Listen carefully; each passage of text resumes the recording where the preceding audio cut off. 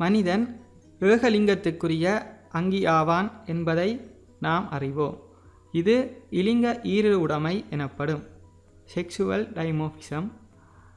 இனப்பெருக்க செயற்பாட்டிற்காக ஆண்களில் ஆண் இனப்பெருக்க தொகுதியும் பெண்களில் பெண் இனப்பெருக்க தொகுதியும் காணப்படுகின்றது.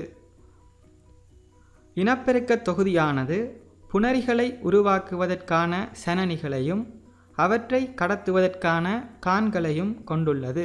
அடுத்து நாம் துணைப்பால் இயல்புகள் பற்றி பார்க்கும்போது புறத்தோற்றத்தில் பால் வேறுபாடுகளுக்கு ஏற்ப ஏற்படும் வேறுபாடுகளே துணைப்பால் இயல்புகள் எனப்படுகின்றன. துணைப்பால் இயல்புகளானது பொதுவாக 10 வயது தொடக்கம் 14 வயதுகளுக்கு இடையிலான பூப்படைதல் காலப்பகுதியில் ஏற்படுகின்றது. உதாரணமாக உடலின் வடிவத்தில் ஏற்படும் மாற்றம், முகத்தில் பருக்கள் தோன்றுதல், உடலில் குறித்த பகுதிகளில் ரோமம் தோன்றுதல் போன்றவற்றை குறிப்பிடலாம். துணைப்பால் இயல்புகள் தோன்றுதலானது காலநிலை நிலைமைகள், போசாக்கு, சுகாதாரம் என்பவற்றுடன் மாற்றமடையக்கூடியதாகும். போசாக்கானவர்களில் துணைப்பால் இயல்புகள் தோன்றுதலானது 14 வயதிற்கு முன்னரே நிகழலாம். ஆண்களில் ஏற்படும் துணைப்பால் இயல்புகளாக குரல் தடிப்படைதல், தோள்கள் விரிவடைதல், உடற்சட்டகம் பலமானதாக மாற்றமடைதல், முகத்தில் தாடி மீசை தோன்றுதல், மார்பு கக்கம் இலிங்க அங்கங்களைச் சூழ ரோமங்கள் தோன்றுதல் ஆகியவற்றை குறிப்பிடலாம். பெண்களில் ஏற்படும் துணைப்பால் இயல்புகளாக மார்பகங்கள், முலைச்சுரப்பிகளின் பருமன் அதிகரித்தல், இடுப்பு பகுதி விரிவடைதல், தோல் மென்மையானதாக மாற்றமடைதல், கக்கம் இலிங்க அங்கங்களைச் சூழ ரோமங்கள் தோன்றுதல் ஆகியவற்றை குறிப்பிடலாம். அடுத்ததாக நாம் ஆண் இனப்பெருக்க தொகுதி பற்றி விரிவாக பார்ப்போம். ஆண் இனப்பெருக்க தொகுதியானது பின்வரும் பகுதிகளை கொண்டது. ஒரு சோடி விதைகள், விதை மேற்திணிவு, அப்பாற்செலுத்தி, முன்னிற்கும் சுரப்பி, கூப்பரின் சுரப்பி, சுக்கில புடகம். ஆண் இனப்பெருக்க தொகுதியின் கட்டமைப்பை நோக்கும் போது ஆணில் நீள்வட்ட வடிவமான 2 விதைகள் விதைப்பையினுள் காணப்படுகின்றன. ஆண் புணரிகளான விந்துக்கள் விதைகளால் உருவாக்கப்படுகின்றது. இது விந்து பிறப்பு எனப்படுகின்றது. ஒவ்வொரு விதையிலும் 1000 வரையிலான சுக்கிலச் சிறுகுழாய்கள் காணப்படுகின்றன. இச்சுக்கிலச் சிறுகுழாய்கள் வெளிச்செலுத்தியின் ஊடாக விதை மேற்திணிவில் வெளித்திறக்கின்றது. வெளிச்செலுத்திகள் விதை மேற்திணிவிலிருந்து அப்பாற்செலுத்தியாக உருவாகின்றன. அப்பாற்செலுத்திகள் ஒவ்வொன்றும் சுக்கில புடகங்களிலிருந்து வரும் கானுடன் இணைந்து வீசற்கானை உருவாக்குகின்றன. வீசற்கான் சிறுநீர் கானுடன் இணைந்து சிறுநீர் சனனிக்கானை உருவாக்குகின்றது. சிறுநீர் சனனிக்கான் ஆனது ஆண் குறியினூடாக சென்று வெளித்திறக்கின்றது. ஆண் இனப்பெருக்க தொகுதியின் தொழிற்பாடுகளை நோக்கும் போது விதைகளின் தொழிற்பாடாக விதைகளிலுள்ள சுக்கிலச் சிறுகுழாய்களால் விந்துக்கள் உருவாக்கப்படுகின்றது. இங்கு உருவாக்கப்படும் விந்துக்கள் விதை மேற்திணிவில் தற்காலிகமாக சேமித்து வைக்கப்படுகின்றன. அடுத்து விந்துக்களின் தொழிற்பாடாக இது ஆண் புணரிகளாக தொழிற்படுகின்றது. விந்தானது தலை, முண்டம், வால் ஆகிய பகுதிகளை உடையது. இதன் தலைப்பகுதியில் காணப்படும் நிறமூர்த்தங்கள் அடுத்த சந்ததிக்கு கடத்தப்படுகின்றன. அடுத்து சுக்கிலப்புடகம், முன்னிற்கும் சுரப்பி, கூப்பரின் சுரப்பி ஆகியவற்றின் தொழிற்பாடுகளாக இச்சுரப்பிகளால் சுரக்கப்படும் சுரப்புகளும் விந்துக்களும் சேர்ந்து சுக்கிலத்தை அமைக்கின்றன. இச்சுரப்புகள் விந்துக்கள் நீந்தி செல்வதற்கான ஊடகத்தை வழங்குகின்றன. ஆண் இனப்பெருக்க தொகுதியின் விபரண படத்தை நோக்கும்போது விதைப்பையினுள் விதைகள் காணப்படுகின்றன. விதைகளால் விந்துக்கள் உருவாக்கப்பட்டு அவை விதை மேற்திணிவில் தற்காலிகமாக சேமிக்கப்படுகின்றன. இங்கு சேமிக்கப்பட்ட விந்துக்கள் அப்பாற் செலுத்தி ஊடாக சுற்றுச்சுருங்கல் அசைவு மூலம் சென்று அங்கே காணப்படும் சுக்கிலப்புடகம், முன்னிற்கும் சுரப்பி, கூப்பரின் சுரப்பி ஆகியவற்றின் சுரப்புகளுடன் விந்துக்களும் சேர்கின்றது. இவ்வாறு சேர்வதன் மூலம் விந்துக்கள் அசைவதற்கு தேவையான ஊடகத்தை வழங்குகின்றன. இவ்வாறு சேர்ந்த சுக்கிலமானது சிறுநீர் செனனிக்கானூடாக வெளி செல்கின்றது. விந்தின் பகுதிகளை நோக்கும்போது விந்தானது தலை, மைய உடல், வால் ஆகிய 3 பகுதிகளை கொண்டது. அடுத்து பெண் சனனி தொகுதியானது பின்வரும் பகுதிகளை கொண்டது. ஒரு சோடி சூலகங்கள், ஒரு சோடி பலோப்பியன் குழாய்கள், கருப்பை, யோனிமடல், வெளிப்புற இலிங்க உறுப்புக்கள். பெண் சனனி தொகுதியை பற்றி பார்க்கும்போது பெண் சனனி தொகுதியானது பின்வரும் பகுதிகளை கொண்டது. சூல்கள், சூலகம், கருப்பை, யோனிமடல், பலோப்பியன் குழாய், பலோப்பியன் குழாயின் புனலுறு பகுதி. பெண் சனனி தொகுதியின் கட்டமைப்பை நோக்கும்போது பெண் சனனி தொகுதியின் பிரதான பகுதியாகிய சூலகங்கள் வயிற்றுக்குழிக்குள் காணப்படுகின்றன. சூலகங்களில் உள்ள சூலக புடைப்புகளால் சூல்கள் உருவாக்கப்படுகின்றன. பலோப்பியன் குழாய்கள் மெல்லிய நீண்ட குழாய்களாகும். இதன் சேமையான அந்தத்தில் புனல் போன்ற அமைப்பு காணப்படுகின்றது. புனலின் விளிம்பு விரல் போன்ற முளைகளை கொண்டது. கருப்பை தடித்த தசைத்தன்மையான அங்கமாகும். கருப்பையின் சேய்மையான பகுதி கருப்பை கழுத்து எனப்படுகின்றது. பெண் சனனி தொகுதியின் தொழிற்பாடுகளை நோக்கும்போது சூலகங்களின் தொழிற்பாடுகளாக பெண் புணரியான சூலகங்களால் உருவாக்கப்படுகின்றது. பெண்களில் பிறப்பிற்கு முன்னரான முளைய நிலையிலேயே இச்சூல் விருத்தியடைய ஆரம்பிக்கின்றது. சூலகத்திலிருந்து முதிர்ந்த சூல் வெளியேற்றப்படுவது சூழ்கொள்ளல் எனப்படுகின்றது. அடுத்து சூலானது கோள உருவான கலமாகும். இதன் கருவிலுள்ள நிறமூர்த்தங்களால் தாய் வழி இயல்புகள் அடுத்த சந்ததிக்கு கடத்தப்படுகின்றன. அடுத்து பலோப்பியன் குழாயின் தொழிற்பாடாக உடற்குழியினுள் விடுவிக்கப்படும் சூல்கள் முளைகளாலும் பிசிர் அசைவினாலும் பலோப்பியன் குழாயினுள் உள்ளெடுக்கப்படுகின்றன. அடுத்து கருப்பையானது கருக்கட்டிய நுகமும் முளைய விருத்தியும் நடைபெறும் இடமாகும். யோனிமடல் சுக்கிலத்தை பெற்றுக்கொள்ளும் இடமாக காணப்படுகின்றது. கருக்கட்டல் செயல்முறையை நோக்கும்போது பலோப்பியன் குழாயினுள் விடுவிக்கப்பட்ட சூலுடன் விந்துக்களில் ஒன்று இணைந்து கொள்ளுதல் கருக்கட்டல் எனப்படுகின்றது. கருக்கட்டல் நடைபெறுவது பலோப்பியன் குழாயின் சேய்மையான பகுதியில் ஆகும். கருக்கட்டப்பட்ட சூலானது நுகம் எனப்படுகின்றது. நுகமானது பலோப்பியன் குழாயினூடாக கீழ் நோக்கி சென்று கருப்பையின் அகத்தோலில் பதிந்து கொள்ளுதல் உட்பதித்தல் எனப்படுகின்றது. உட்பதிக்கப்பட்ட நுகமானது மேலும் பிரிவடைவதால் முளையம் உருவாகின்றது. கருக்கட்டி 6 வாரமளவில் முளையத்தை சூழ முளைய மென்சவுகள் விருத்தியடைந்து காணப்படுகின்றன. பின்னர் முளையமானது முளைய மென்சவுகளால் சூழப்பட்ட பாயினுள் அமிழ்ந்து முதிர் மூலவுருவாக விருத்தியடைகின்றது.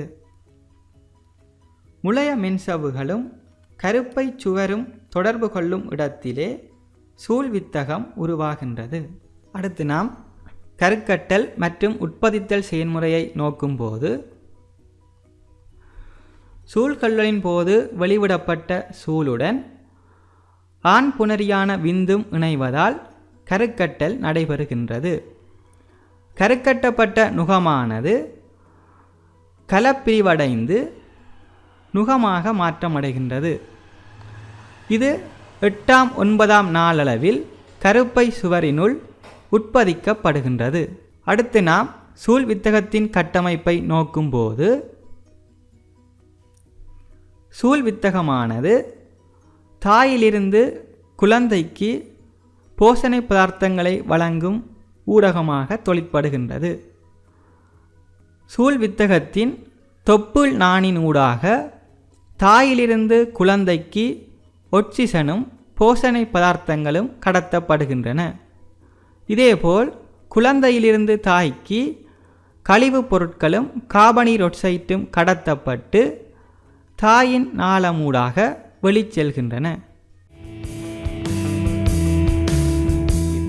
முதிர் மூலவுருவின் விருத்தி பற்றி பார்க்கும்போது கருப்பையினுள் முதிர் மூலவுரு விருத்தி அடைவதற்கு 280 நாட்கள் எடுக்கின்றன. சூழ் வித்தகத்தில் தாயினதும் முதிர் மூலவிரனும் குருதிகளுக்கிடையே தொடர்பு ஏற்படுகின்றது. இத்தொடர்பினால் சாதகமான விளைவுகள் ஏற்படும் அதேவேளை சில பாதகமான விளைவுகளும் ஏற்படுகின்றன. இதனால் ஏற்படும் சாதகமான விளைவுகளாக தாயிடமிருந்து போஷணை பதார்த்தங்கள், ஒட்சிசன் போன்றவை முதிர் மூலவுருவின் குருதிக்கு கடத்தப்படுகின்றன. முதிர் மூலவுருவிலிருந்து கார்பனீரொட்சைட்டு, கழிவுப் பொருட்கள் என்பன தாயினுடைய குருதிக்கு கடத்தப்பட்டு வெளியேற்றப்படுகின்றன. இதேபோல் இதனால் ஏற்படும் பாதகமான விளைவுகளாக தாய்மாரினால் உள்ளெடுக்கப்படும் சில மருந்து வகைகளால் முதிர் மூலவுருவிற்கு பாதிப்பு ஏற்படலாம். ஜெர்மன் சின்னமுத்து போன்ற நோய்களால் தாய் பாதிக்கப்படும் போது முதிர் மூலவுருவும் பாதிப்படைகின்றது. அடுத்து முதிர் மூலவுருவின் விருத்தி பற்றி பார்க்கும்போது முதிர் மூலவுருவானது 3 மாதம் அளவில் மனித தோற்றத்தை அடைந்து கொள்கின்றது. பின்னர் 5 மாதம் அளவில் இதய துடிப்பு வெளியில் கேட்கின்றது. 6 மாதம் அளவில் கண்மடல்கள் திறந்து கொள்கின்றன. முதிர் மூலவுருவானது மகப்பேற்றை அண்மிக்கும் போது விரல்களில் நகங்கள் பூரண விருத்தியடைந்து காணப்படுகின்றன. ஆண் முதிர் மூலவுருவாயின் விதைப்பையில் விதைகள் இறங்கி காணப்படும். கைகளும் கால்களும் நன்கு விருத்தியடைந்து உடல் நிரம்பிய தோற்றத்தை பெற்றுக்கொள்ளும். நிறை 2 தொடக்கம் 3 கிலோகிராம் அளவில் காணப்படும். அடுத்து மனித நுகமும் முளைய விருத்தியும் பற்றி பார்க்கும்போது கருக்கட்டிய முட்டையும் நுகமும் சேர்ந்து ஆரம்பத்தில் ஒரு கல நிலையில் காணப்படுகின்றன. பின்னர் இந்நுகமானது கலப்பிரிவடைவதால் 2 கலநிலை, 4 கலநிலை, 8 கலநிலை, 16 கலநிலைகள் ஊடாக பல்கல நிலையை அடைகின்றது. இவ்வாறான நுகமானது பின்னர் 4 கிழமை அளவில் முளையமாக மாற்றமடைகின்றது. இவ்வாறான முளையம் 10 கிழமை, 16 கிழமைகள் ஊடாக ஏறத்தாழ 20 கிழமைகள் அளவில் பூரண விருத்தியடைந்து காணப்படுகின்றது. மனித முளையமானது 8 கிழமைகள் அளவில் தொடுகை உணர்ச்சியையும் தொப்புள் நாணையும் உணர்ந்து கொள்ள முடிகின்றது. பின்னர் 13 கிழமை அளவில் இனிப்பு கசப்பு சுவையை அறிந்து கொள்ள முடிகின்றது. 17 கிழமைகள் அளவில் ஒலியை வேறுபடுத்தி இனங்காணக்கூடிய கேட்டல் திறன் விருத்தியடைந்து காணப்படுகின்றது. 25 கிழமைகள் அளவில் தூங்கும்போது கண்ணை மூடக்கூடியவாறும் துயிலெழும் போது கண்ணை திறந்து இலகுவாக அசைக்கக்கூடியவாறும் விருத்தியடைந்து காணப்படுகின்றது. அடுத்து நாம் முதிர் மூலவுருவின் பகுதிகளை நோக்கும்போது முதிர் மூலவுருவானது கருப்பையினுள் அமைந்து காணப்படுகின்றது. கருப்பையில் இருந்து சூழ் வித்தகம் உருவாகி தொப்புள் நாணூடாக முதிர் மூலவுருவுடன் தொடுகை அடைகின்றது. முதிர் மூலவுருவின் காது, பாலுறுப்பு, தாயின் முதுகு பகுதி, கருப்பை வாய்,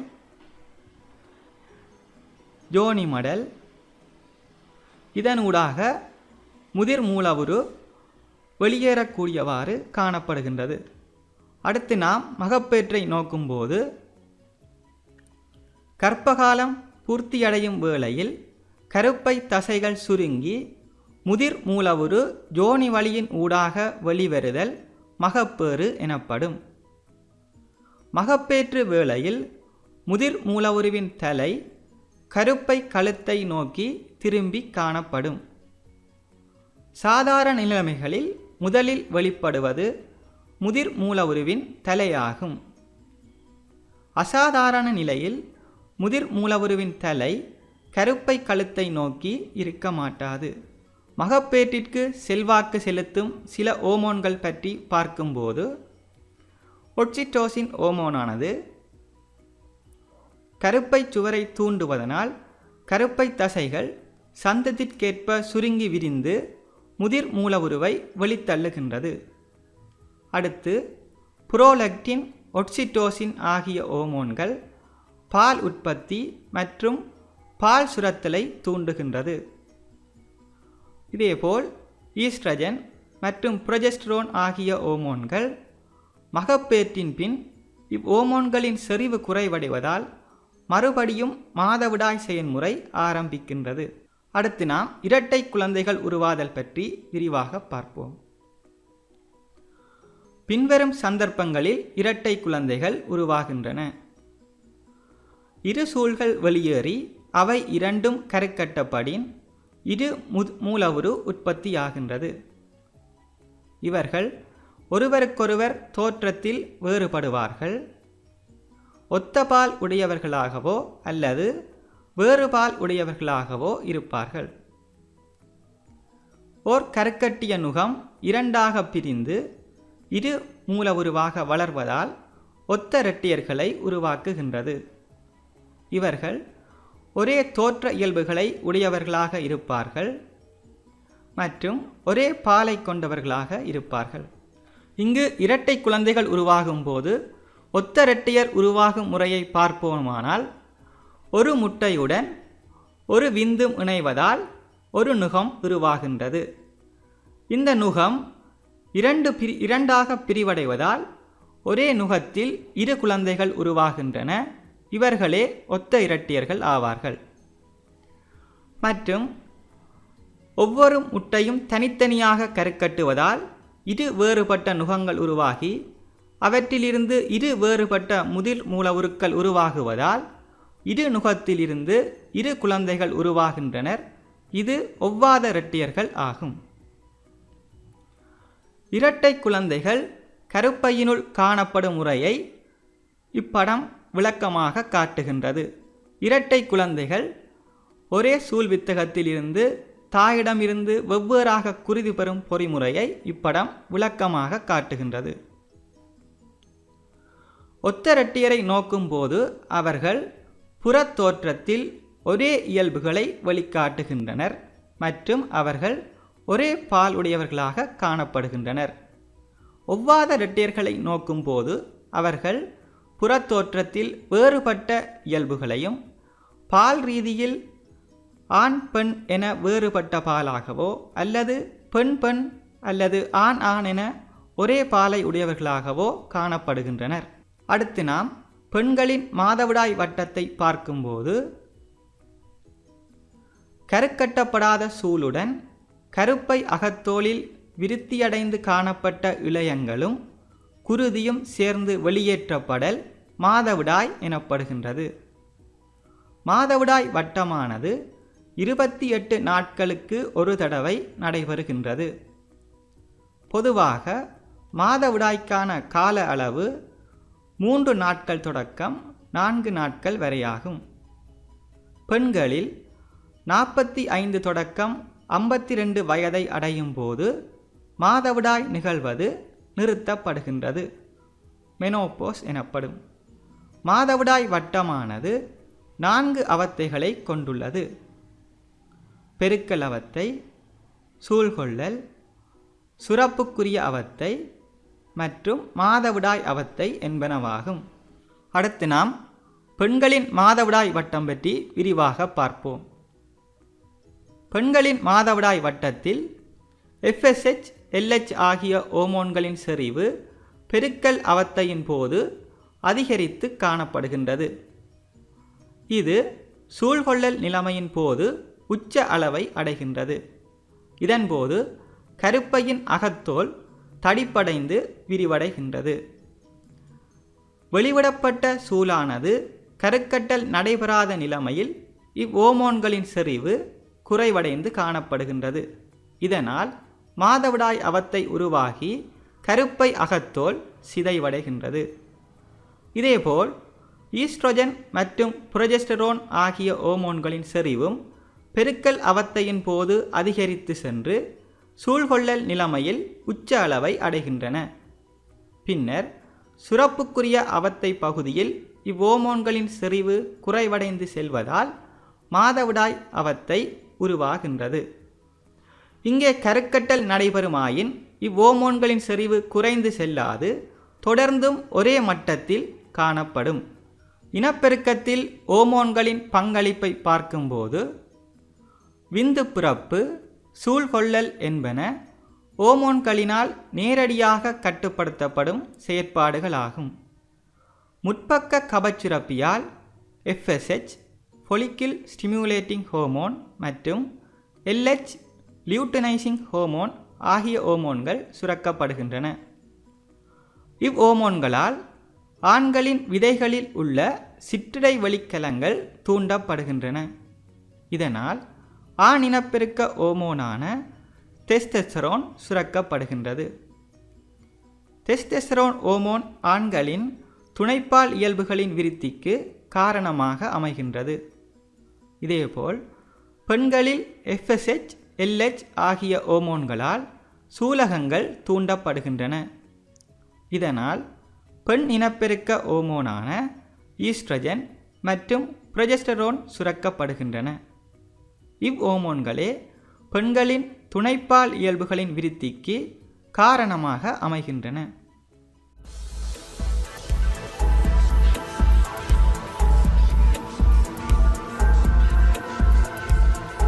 அறிவீர்கள். முதலில் இனப்பெருக்கத்தின் போது நடைபெறும் கலப்பிரிவுகளை நோக்கும்போது கலப்பிரிவானது இரு முறைகளில் நடைபெறுகின்றது. விளையுறு பிரிவு, 2 ஒடுக்கற்பிரிவு ஆகும். விளையுறு பிரிவானது சகல உடற்கலங்களிலும் நடைபெறுகின்றது. இங்கு தாய்க்கலத்தில் காணப்பட்ட அதே அளவான நிறமூர்த்தங்கள் மகட்கலத்திலும் காணப்படுகின்றன. ஒடுக்கற்பிரிவானது புணரிகள் உருவாகும் கலங்களில் மட்டுமே நடைபெறுகின்றது. இனப்பெருக்கத்தின் போது இங்கு தாய்க்கலத்தில் இருந்து மகட்கலங்கள் தோன்றும் போது நிறமூர்த்தங்கள் அரை பங்காக ஒடுக்கப்படுகின்றன. மனிதனின் கலங்களில் 23 சோடி நிறமூர்த்தங்களும், அதாவது 46 நிறமூர்த்தங்களும், புணரிகளில் 23 நிறமூர்த்தங்களும் காணப்படுகின்றன. சூலகத்திலும் சுக்கிலச் சிறுகுழாய்களிலும் கலங்கள் இளையுறு பிரிவடைவதால் புணரி தாய்க்கலங்கள் உருவாகின்றன. இக்கலங்கள் ஒடுக்கற் பிரிவடைவதால் புணரிகள் உருவாகின்றன. ஒடுக்கற் பிரிவினால் தோன்றும் புணரிக்கலங்கள் தம்மிடையேயும் தாய்க்கலத்திலிருந்தும் வேறுபட்டு காணப்படுகின்றன. இதனால் பாரம்பரிய பல்வகைமை அதிகரித்து பரம்பரை அலகு களஞ்சியமான ஜீன்பூல் விசாரிக்கின்றது. இங்குள்ள படமானது ஒடுக்கற்பிரிவு செயல்முறையை விவரிக்கின்றது. ஆரம்பத்தில் இருமடிய கலமானது இங்குள்ள நிறமூர்த்தங்கள் இரட்டிப்படைவதால் இருமடிய தாய்க்கலத்தை உருவாக்குகின்றன.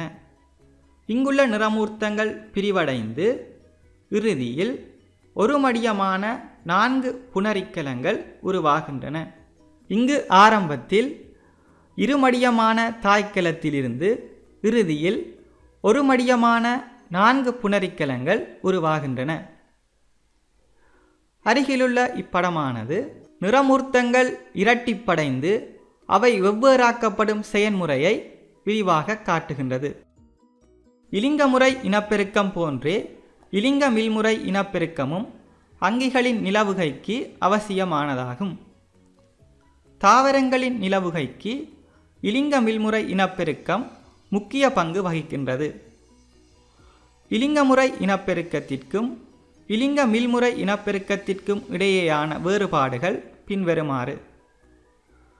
இலிங்க மீள்முறை இனப்பெருக்கமானது ஒரு தனியன் மட்டும் பங்கு கொள்கின்றது. ஆனால் இலிங்கமுறை இனப்பெருக்கத்தில் ஆண் பெண் அங்கிகள் பங்கு கொள்கின்றன. இலிங்க மீள்முறை இனப்பெருக்கத்தில் புணரிகள் உருவாக்கப்படுவதில்லை. ஆனால் இலிங்கமுறை இனப்பெருக்கத்தில் ஒரு மடியமான புணரிகள் உருவாகின்றன. இலிங்க மீள்முறை இனப்பெருக்கத்தில் ஒடுக்கற்பிரிவு நடைபெறுவதில்லை. ஆனால் இலிங்கமுறை இனப்பெருக்கத்தில் ஒடுக்கற்பிரிவு நடைபெறுகின்றது. இலிங்க மீள்முறை இனப்பெருக்கமானது எச்சங்கள் தாயை ஒத்த வகையாக காணப்படுகின்றன. ஆனால் இலிங்கமுறை இனப்பெருக்கத்தில் எச்சங்கள் பெற்றோரில் இருந்து வேறுபட்டு காணப்படலாம். இலிங்க மீள்முறை இனப்பெருக்கம் குறுகிய காலப்பகுதியில் எச்சங்கள் தோற்றுவிக்கப்படுகின்றன. ஆனால் இலிங்கமுறை இனப்பெருக்கத்தில் எச்சங்கள் தோற்றுவிக்கப்படுவது தாமதமாகும். இலிங்க மீள்முறை இனப்பெருக்கத்தில் பொதுவாக தாவரங்கள் காணப்படும். ஆனால் இலிங்க மீள்முறை இனப்பெருக்கத்தில் பெரும்பாலான தாவரங்களிலும் மற்றும் விலங்குகளிலும் காணப்படும். அடுத்து நாம் பாலியல் ரீதியான நோய்கள் பற்றி விரிவாக பார்ப்போம். இரு நபர்களிடையே நிலவும் பாலியல் தொடர்புகளால் ஒருவரில் இருந்து மற்றவருக்கு தொற்றக்கூடிய நோய்கள் பாலியல் நோய்கள் எனப்படும். உலகளாவிய ரீதியில் 20 நோய்கள் அடையாளம் காணப்பட்டுள்ளன.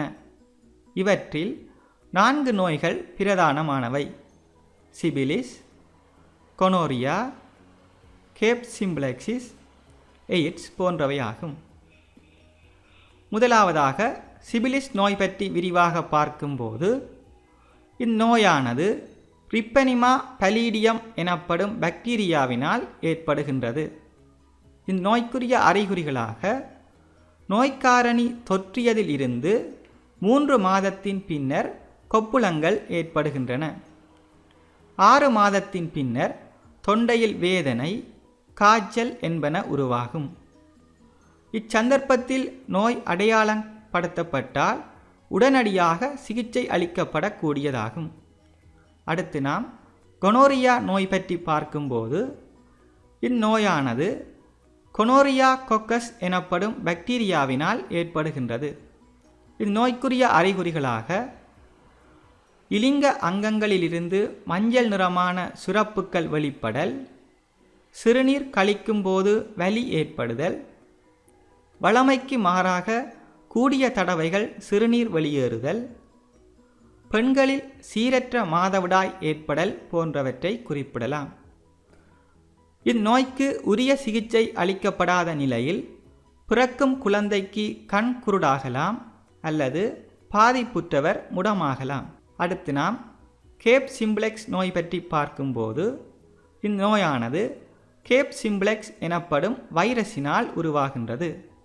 இந்நோய்க்குரிய அறிகுறிகளாக வேதனையுடனான கொப்புளங்கள் தோன்றுகின்றன, நரம்பு தொகுதி பாதிப்புள்ளாகின்றது. நரம்பு தொகுதியில் உள்ள இவ்வைரஸ் உறங்கு நிலையில் காணப்படுவதால் இந்நோய் மீண்டும் மீண்டும் தோன்றுகின்றது. ஆயினும் இந்நோய் காரணமாக மரணம் ஏற்படுவதில்லை. அடுத்து நாம் எய்ட்ஸ் நோய் பற்றி விரிவாக பார்க்கும்போது, எய்ட்ஸ் என்பது பெறப்பட்ட நிற்பீடன குறைபாட்டு நோய் என்பதாகும்.